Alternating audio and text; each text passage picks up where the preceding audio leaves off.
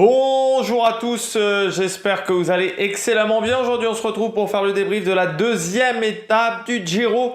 Premier sprint, première chute également sur le Giro 2022 et ça a eu des conséquences pour certains coureurs qui ont déjà perdu un petit peu de temps en général. On va faire un petit peu le bilan de tout ça parce que bon, j'enregistre, il est 18h15, il a fallu 40 minutes au Giro pour faire un classement qui tienne à peu près la route et je pense qu'on va encore avoir des petites surprises au niveau du classement.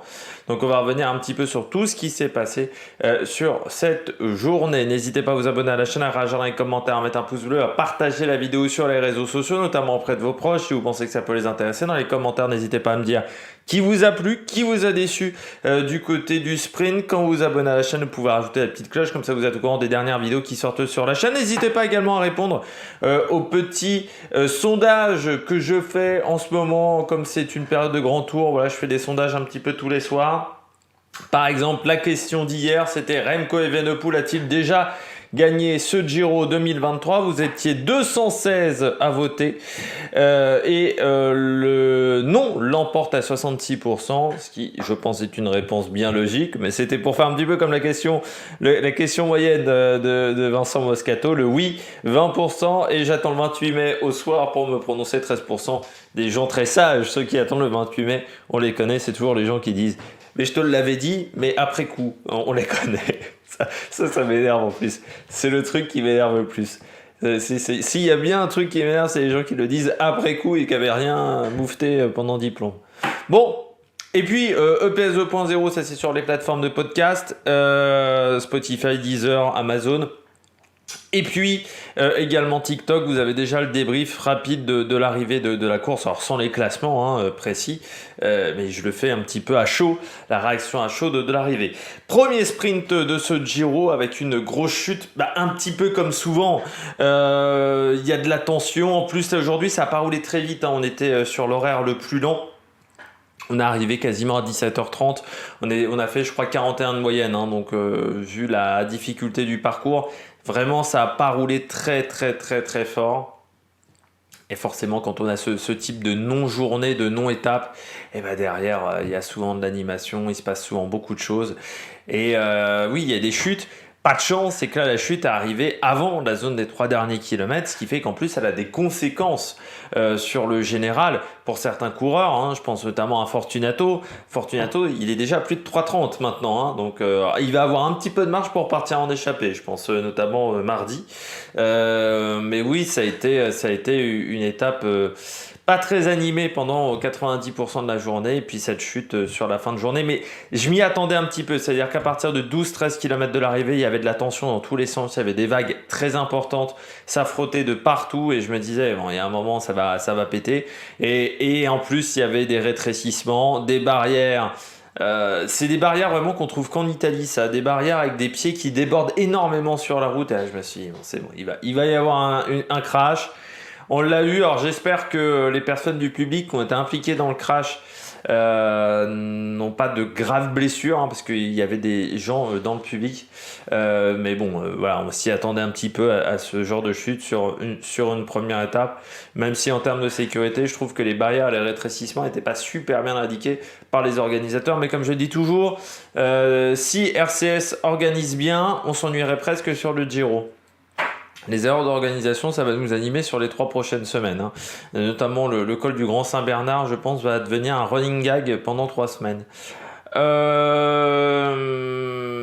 de l'étape, aujourd'hui, j'ai décidé de mettre 9 sur 20.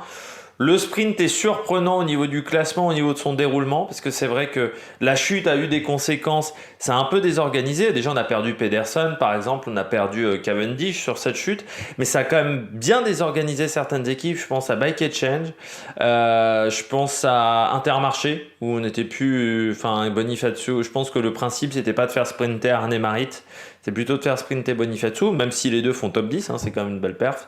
Mais il y a des équipes qui étaient désorganisées et on a vu un sprint atypique, notamment Gaviria démarre trop tôt, Ackermann complètement à l'extérieur de la route, mais c'était pas la bonne zone pour sprinter. Et puis David Decker qui fait 2, Jonathan Milan qui fait un sprint de boucher, mais ça on est un petit peu habitué, mais qui a bien profité du fait qu'il y avait des sprinters qui n'étaient pas encore, des équipes de sprinters pas encore super bien organisées.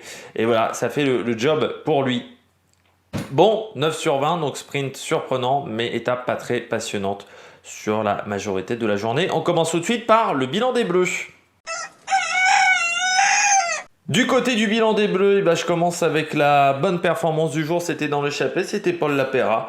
Paul Lapéra, voilà, qui se retrouve en tête du classement de la montagne ce soir avec 6 points.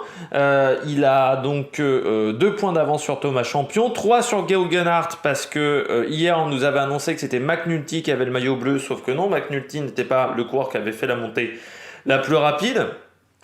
Hier dans le contre-la-montre, j'étais assez surpris quand j'ai vu McNulty, pour tout vous dire, premier, parce que pour moi c'était Goguenard ou Almeida, ça se jouait entre les deux, vu le dernier intermédiaire, et ça se jouait pas vraiment avec McNulty. En fait, ils se sont gourés au niveau du transpondeur, c'est-à-dire que McNulty a dépassé un cours de la Bahreïn au niveau du dernier intermédiaire, et en fait les transpondeurs se sont inversés. Voilà, donc il avait le temps en fait du cours de la Bahreïn et voilà, c'était un bordel monstre. Bon, c'est RCS, c'est habituel, c'est le Giro. L'année dernière, j'étais presque déçu parce que sur le Giro, il n'y avait pas de problème d'organisation, c'était presque trop bien organisé. Là, ils ont retrouvé leur bon rythme de croisière avec une réalisation télé aux fraises. Voilà, hier, les réalisations étaient vraiment aux fraises. On a entre ça et le Tour de France avec Anthony Forestier, c'est quand même quelque chose, les réalisations télé en ce moment. Il y a des envies de meurtre parfois quand on voit certaines images. Donc du côté de Paul Lapéra, c'est plutôt une bonne journée. Moi, je pense que les échappées des premiers jours, ça peut être intéressant pour ces jeunes coureurs-là qui ont besoin peut-être un peu d'évacuer la pression. Paul Lapéra, ça doit être son premier grand tour ou son deuxième. Non, c'est bien le premier grand tour. Il a un seul Giro c'est son premier Giro. Je vais vérifier quand même. Oui, voilà, c'est son premier Giro. Donc, c'est bien pour des jeunes coureurs d'évacuer la pression. C'est bien aussi pour les équipes invitées comme la Coratec. Voilà, Verret aussi, c'est son premier Giro. C'est bien pour ces coureurs-là d'évacuer un petit peu la pression, de partir en échappée, de faire des efforts. Et puis en plus, quand on peut aller chercher un classement annexe, c'est pourquoi se priver. Du côté de Paul Lapéra, c'est s'il a réussi à faire un bon classement annexe. Je rappelle quand même que c'est un ancien vainqueur du Petit Tour de Lombardie et du Trofeo Città di San Vandermiano. La 4e de la classique Loire-Atlantique également, c'était l'année dernière. 10e du classement général de l'Étoile d'Or. Coureur qui a fait en ce début de saison le Down Under, qui a déjà quand même 27 jours de course. Et qui a fait le Tour de Romandie, qui était dans l'échappée du côté de Genève. Voilà, donc il s'est bien remontré encore aujourd'hui. Il a pris des repères peut-être pour tenter de repartir en échappée. Alors s'il veut garder le maillot, dès demain, je pense qu'il faut ressortir parce que mardi, ça sera peut-être un peu trop pentu pour lui. Après, il pourra dire, sur mon Tour 2023, j'ai déjà porté un jour le maillot bleu. Et pour un Français, la dernière fois qu'un Français avait porté ce maillot bleu, c'était Geoffrey Bouchard. Donc c'est pas si anodin quand même pour AG2R. Et puis ça permet aussi de lancer l'équipe dans une bonne dynamique pour Paris Peintre, pour les équipiers, surtout que Paris Peintre, je pense, fait partie des coureurs qui ont perdu du temps aujourd'hui. Si je regarde ça très vite, Paris Peintre... non, il s'en est bien sorti parce qu'il était bien classé, Paris Peintre. Oui, non, il n'a pas perdu de temps. Bonne journée alors, en plus, parce que Aurélien Paris Peintre remonte au classement. Avec 2-10 de retard, il se retrouve désormais dans le top 50.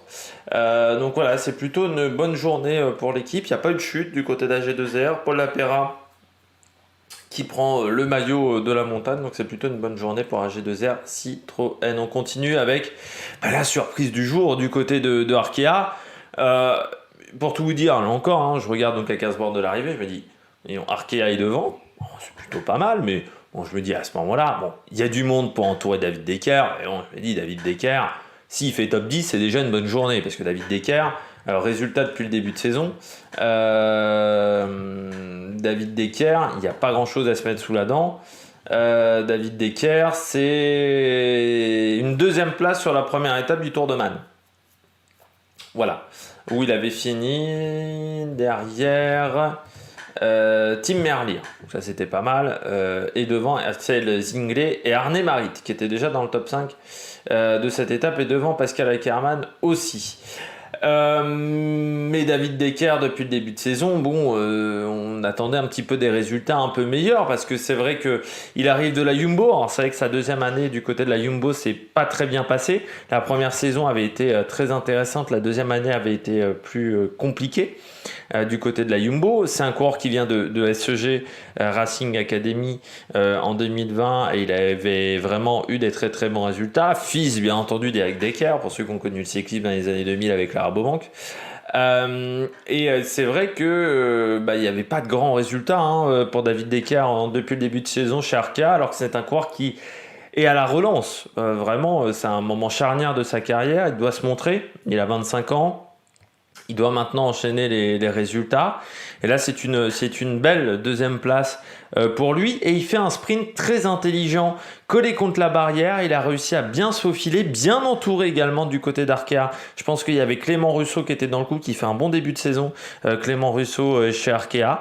Et ça fait le job et ça fait une belle deuxième place. Et c'est plutôt un très bon résultat pour Arkea, parce qu'il n'y a pas vraiment d'ambition pour Arkea sur cette course, à part aller chercher une étape. Ils n'ont pas d'autre ambition que ça.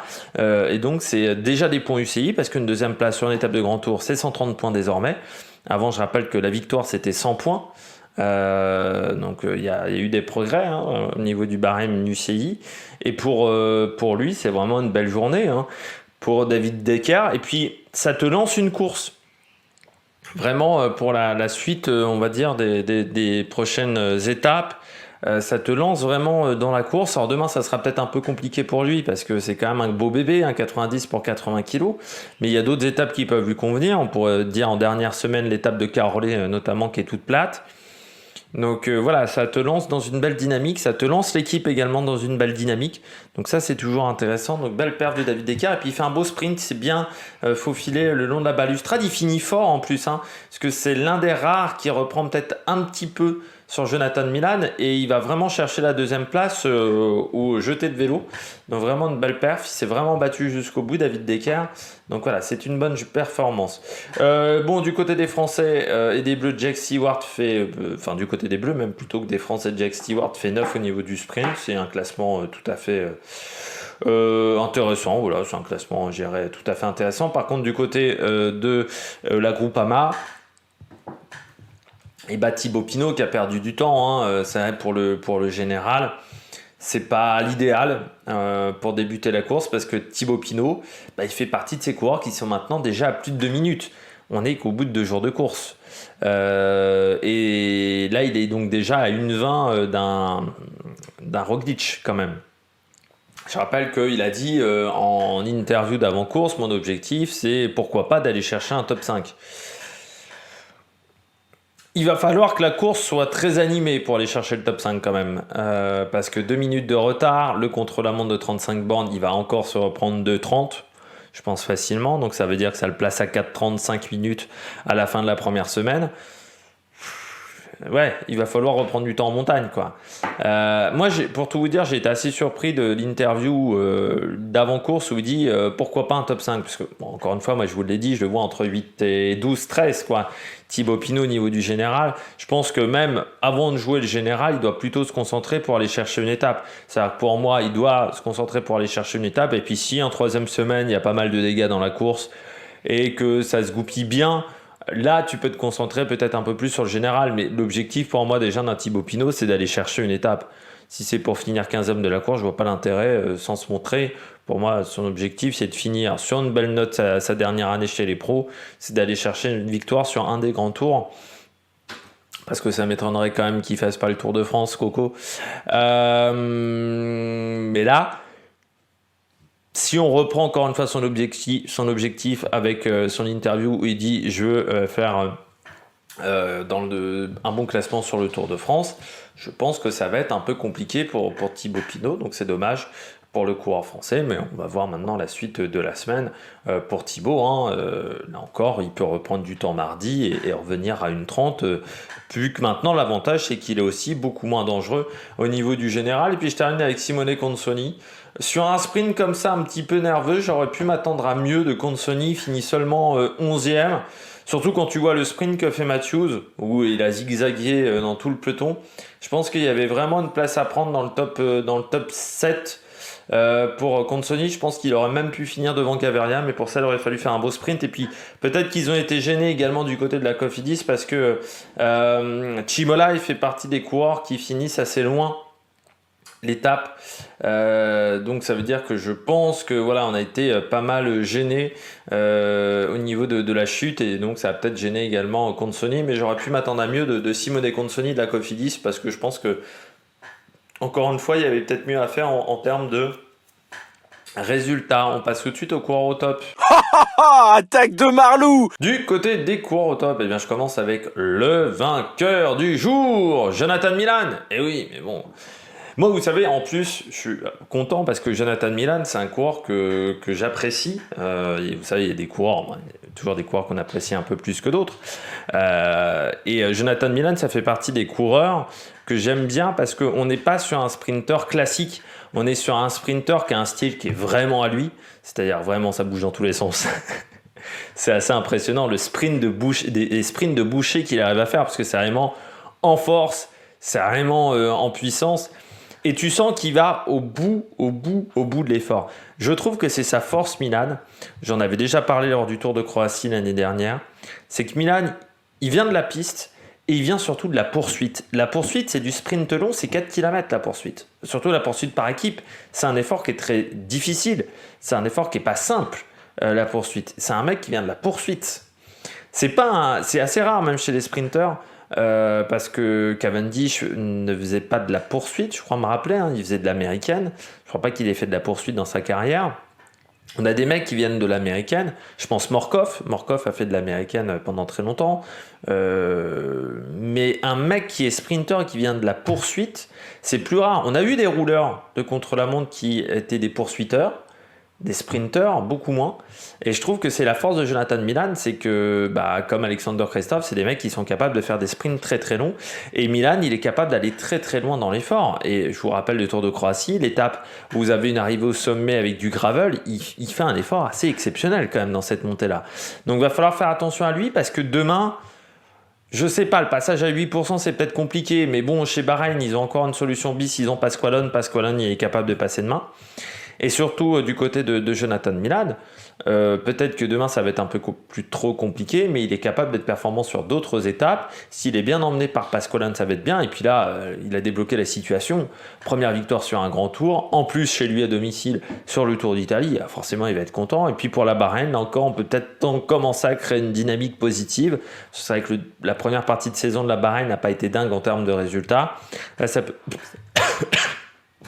Pardon, ça peut peut-être être intéressant pour l'équipe et Jonathan Milan, mais moi je suis toujours impressionné sur ses sprints. Et là, bon, il fait un sprint de boucher, mais il s'est extrêmement bien faufilé aussi entre les coureurs, c'est-à-dire qu'il a vraiment su éviter les coureurs, et il a une route très, très rectiligne, et vraiment sur les 50-60 derniers mètres, il est capable d'en remettre. Alors que les autres sont presque en perte de vitesse, lui il est capable d'en remettre, et à part Decker qui est un peu revenu sur lui, tous les autres coureurs ont souffert sur les 50 derniers mètres, parce que lui, quand c'est des sprints longs, il est capable d'en remettre sur la fin, et c'est grâce à ses qualités de poursuiteur, parce qu'un poursuiteur, je peux vous dire qu'au niveau acide lactique, ça va très très loin, parce que c'est un effort quand même qui est vraiment pas évident, l'effort de la poursuite, donc belle perf. Et puis deuxième coureur au top, c'est aussi un jeune coureur, c'est le coureur de la DSM, c'est Mayhofer. Bien 5e sur un sprint comme ça, atypique, où Dainese, lui, s'est fait avoir. Donc je ne sais pas si on roulait pour Dainese, on se roulait pour Mayhofer, mais j'ai l'impression quand même qu'on travaillait pour Mayhofer aujourd'hui. C'est vrai que la DSM, il y a également Tusveld qui est tombé. Du côté de la DSM, c'est vraiment une très très belle performance pour Mayhofer, parce que lui aussi, premier grand tour de sa carrière, 22 ans seulement. Donc réussir à faire ce résultat-là, c'est très très très intéressant. Mais je rappelle, vainqueur de la Cadel Evans Great Ocean Road Race. Il avait fait également 2 top 10 sur le Tour de Lander, 5e place sur la Cheval Classique. C'est vraiment un coureur qui progresse. Alors il en manque encore un petit peu, hein. C'est vrai, pour être régulier sur les résultats en World Tour, mais je trouve qu'une 5e place c'est très intéressant. Et puis Mayrhofer, ça fait partie des coureurs qui sont capables de passer les bosses aussi. Donc demain, ça m'étonnerait pas qu'il soit au rendez-vous, Mayrhofer, au niveau du sprint. Et pour un classement du sprint, d'un maillot cyclamen où il va falloir être régulier, il va falloir passer les bosses, ça peut faire partie des coureurs qui peut rentrer dans le top 5 de ce classement du maillot cyclamen, ce qui est toujours intéressant également et ce qui peut peut-être lui permettre de prendre de la confiance, parce que c'est vrai que c'est un coureur qui était très performant chez les jeunes, mais qui, je trouve, manque peut-être un petit peu de confiance depuis qu'il est passé dans l'équipe 1 de la DSM. Voilà, il a du mal à prendre vraiment les clés du camion, comme je dis souvent. Et pour un sprinter, c'est important d'avoir de la confiance, mais c'est aussi important de prendre à cœur le rôle de leader, parce que c'est toi qui dois placer tes coureurs au bon endroit, au bon moment, et tu dois être un véritable leader. Et je trouve que Mayrhofer, il manque encore un petit peu de poigne. C'est un peu normal aussi, hein, il a 22 ans, mais peut-être que ça va lui donner de la confiance, et à partir du moment où vous avez de la confiance, c'est plus facile. Et puis à partir du moment où vous avez des résultats, c'est aussi plus facile de donner des ordres à certains coureurs. Donc Mayrhofer, voilà, je voulais le mettre au top parce que je trouve qu'il a fait une belle journée, et c'est intéressant pour ce jeune coureur, voilà, qui avait un peu du mal là, depuis 2022, n'avait pas été forcément une année si incroyable que ça en termes de résultats. Donc là, il retrouve un bon niveau de performance. Il va falloir peut-être faire attention à lui. Il a l'air de s'être bien préparé pour cette course. Et puis il arrive frais, hein, parce qu'il n'a quasiment pas couru depuis Bruges, depuis le Depan Tour. Donc ça fait 45 jours, 50 jours qu'il n'a pas couru. Donc il arrive avec pas mal de fraîcheur. Donc faire top 5 alors que tu n'as pas couru depuis longtemps, que tu n'as pas fait de sprint depuis longtemps, c'est plutôt une belle perf. On passe tout de suite au bonnet d'âne.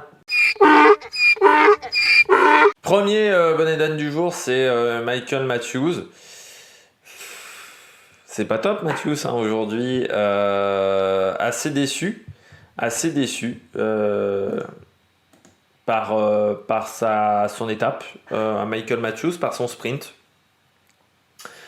Surtout que eux, je pense pas qu'ils aient été embêtés par la chute, parce que la chute arrive côté droite. Eux, pendant toute la journée, ils ont été côté gauche de la route. Mais ce qui est assez bizarre, c'est que autant Zana a fait du bon boulot, il a bien emmené le groupe, notamment à 10-9 km de l'arrivée. On les voit devant, on voit Zana, hein, devant le peloton. Donc là, on se dit à ce moment-là, on est plutôt bien entouré et ça peut vraiment faire top 5. Autant sur la fin de course, on les voit plus du tout, les Jayco Alula. Donc ça s'est vraiment déhité en termes d'organisation sur la deuxième partie de course. Alors, peut-être aussi qu'ils ont été gênés par le rétrécissement de la route et qu'ils n'ont pas su bien se placer à ce moment-là et qu'ils se sont fait enfermer. Ça, je pense que c'est la réalité, c'est qu'ils se sont fait enfermer. Mais Matthews, il commence ce sprint extrêmement mal placé. C'est-à-dire qu'il est obligé de reprendre énormément de positions et surtout, il a slalomé. C'est-à-dire que contrairement à un Jonathan Milan qui a réussi à dépasser des concurrents sans être obligé de changer de voie, lui, il a dû faire, sur les 350 derniers mètres, il doit faire 475 mètres. Vraiment, Matthews, il a fait tac, tac, tac, tac, tac tout le long. Forcément, tu ne peux pas être performant sur un sprint comme ça. Et puis, on retrouve aussi peut-être un des soucis de Matthews, c'est que malgré tout, par rapport à un Pedersen, par rapport à un Milan, par rapport à des vrais sprinteurs, Matthews, il passe mieux les bosses qu'eux, ça c'est clair et net, mais il a moins de vitesse que ces coureurs-là. Ça ne veut pas dire qu'il ne va pas aller chercher le maillot cyclamen, parce que dans certaines étapes, ça sera peut-être l'un des rares coureurs qui arrivera à passer. Demain, par exemple, il faudra faire attention, mais je pense que si Jayco Alula accélère, ils peuvent vraiment faire une belle étape. Et peut-être reprendre leur retard à ce moment-là. Mais c'est vrai que du côté de Michael Matthews, il va falloir de toute manière faire des sprints en solo. Faire des sprints où tu ne te retrouves pas à avoir des concurrents s'il va aller chercher ce maillot cyclamen, parce que sinon ça sera compliqué. Si vous avez tout le temps Pedersen, un Milan, un Cadengrove à côté de vous, ça peut être compliqué pour aller jouer un bon classement. Donc dommage pour Michael Matthews, mais le sprint était pas assez explosif et surtout beaucoup trop de chemin parcouru dans le final. Donc forcément, tu peux pas t'en sortir. Pedersen, Mats Pedersen, c'est pas top au niveau du classement du maillot vert. Normalement, ce soir, il aurait dû être dans le top 5 du classement du maillot vert. C'est-à-dire qu'il devrait être avec 20 points au classement de ce maillot vert. Sauf que Pedersen, ce soir, il a seulement 2 points. C'est dommage parce que hier, il fait un bon chrono par équipe, mais je crois il échoue à pas grand-chose des points, mais vraiment à pas grand-chose. Ça doit être à une dizaine de secondes des points, donc ça c'est déjà une mauvaise nouvelle. Et puis là, aujourd'hui, il a pris des points qu'au sprint intermédiaire. Il n'a pas pris de points dans le final parce que il est gêné par la chute, tout simplement. Pedersen, ça tombe devant les Trek. Les Trek peuvent pas faire grand-chose. Pas de pot pour lui. Mais c'est vrai que c'est pas forcément le début de course totalement espéré pour Mats Pedersen parce que ce soir, je pense qu'il se disait allez, je vais avoir 20-25 points au classement du meilleur sprinter. Là, il en a 2, alors que Milan, il en a 50 et qu'un Caden Groves en a 25. On pourrait penser à un Nemarit en a 18, même un Remco Evenepoel en a 15. C'est-à-dire qu'il y a quand même pas mal de gens qui sont devant lui, donc il va falloir cravacher. Et demain, faut pas que ça soit la même situation pour Pedersen, parce que sinon ça peut être pas top. Heureusement pour lui aujourd'hui, ils sont gênés par la chute, mais il n'est pas tombé dans la chute, ce qui est là est plutôt une très bonne nouvelle pour lui. Et puis je termine avec Hugh Carty. Enfin non, il y a encore un flop Pounet sur la fin, mais Hugh Carty pourquoi ? Parce qu'au général, désormais, Hugh Carty, il est très très très très loin. C'est pas la bonne nouvelle du jour, mais Hugh Carty, il se retrouve, que je le retrouve à 2,15. C'est-à-dire que déjà, on parlait de Thibaut Pinot, c'était loin, mais Hugh Carty, là, c'est déjà plus la même course. Hugh Carty, il avait plus de chances de faire top 5 que Thibaut Pinot, potentiellement. Mais on savait qu'il allait perdre du temps sur le contre-la-montre. Mais là, se retrouver déjà à 2 minutes 15, parce que tu perds 19 secondes d'un côté, quasiment 2 minutes sur le contre-la-montre, ça commence à faire beaucoup. Et en plus, hier sur le chrono, il fait pas un bon chrono, vraiment Hugh Carty. Il perd pas mal de temps, donc la condition physique est peut-être pas fantastique. En plus, il continue à perdre du temps parce qu'il n'est pas super bien placé pour telle ou telle raison. Ça va pas être l'idéal. Parce que des coureurs qui ont perdu du temps sur l'étape du jour et qui sont des grimpeurs, ils sont pas 150 non plus. Vous avez Pinot, vous avez McNulty qui a perdu mais 12 secondes et encore il joue pas totalement le général, McNulty, parce qu'il est équipier pour ses leaders. Il y a Jack Hay qui a perdu 19 secondes, il y a donc Pinot, il y a Guggenhardt aussi, mais qui n'était pas très bien placé. Ineos, ils n'étaient pas bien placés à ce moment-là de la course, et Hugh Carty. Voilà, c'est vraiment pas une bonne journée pour eux. Donc voilà, il va falloir réussir à faire mieux dans les jours à venir parce qu'il a perdu beaucoup de temps. Et puis je termine avec le Movistar. C'est dommage de ne pas avoir mis plus d'hommes autour de Gaviria. Je trouve que Gaviria s'est retrouvé bien seul dans le final. Et surtout, j'ai pas compris pourquoi on a mis... Alors, il y a une chute à 20 bandes de l'arrivée où il y a Rubio et Rodriguez qui sont embêtés par la chute. C'est un coureur d'Israël qui déraille, qui a un problème avec son dérailleur et à cause d'un mouvement important dans le peloton. Je comprends pas pourquoi on a mis un mec pour faire... On a mis Verona en plus, on n'a pas mis n'importe quel mec pour faire remonter Rubio et Rodriguez. Oscar Rodriguez. Parce que si du côté de Movistar, on pense vraiment qu'on va pouvoir jouer le général avec ces deux coureurs-là, je pense qu'on se met un petit peu le doigt dans l'œil, alors que jouer un top 5 avec Gaviria au sprint, là je pense qu'on a un petit peu plus de chance. Donc j'ai pas trop compris cette décision-là du côté de la Movistar, de pas laisser plus de monde autour de Gaviria. Il s'est retrouvé, je trouve, bien seul. Et après, il lance son sprint beaucoup trop tôt, Gaviria, donc il fait pas un bon sprint. Il perd de la vitesse vraiment dans les 70 derniers mètres. Gaviria, c'est assez impressionnant. Gaviria et Ackermann sont les deux coureurs qui ont perdu le plus de vitesse sur leur fin de leur sprint. Vraiment, ils sont à bout physiquement à ce moment-là. Mais aussi parce que c'est des coureurs qui n'étaient pas assez épaulés. On voit que Decker bien épaulé, ça fait 2. Caden Groves bien épaulé, ça fait 3. Bon, Jonathan Milan, je pense que Pasqualone a fait le boulot, ça fait 1. Et quand vous êtes moins épaulé, vous vous retrouvez un peu plus loin au classement. C'est dommage pour Gaviria parce que je pense que vraiment le top 5 était jouable aujourd'hui facilement, mais il aurait fallu qu'il soit un petit peu mieux entouré du côté de la Movistar. C'est la fin de cette vidéo. Nous, on se retrouve demain, 7h pour faire la présentation de l'étape numéro 1. Débrief demain 21h, la même heure sur YouTube. Entre-temps, il y aura le débrief également sur TikTok. D'ici là, n'hésitez pas à vous abonner à la chaîne, à réagir dans les commentaires, à mettre un pouce bleu. Et puis nous, on se retrouve pour de nouvelles aventures sur la Méric Production. Ciao, ciao!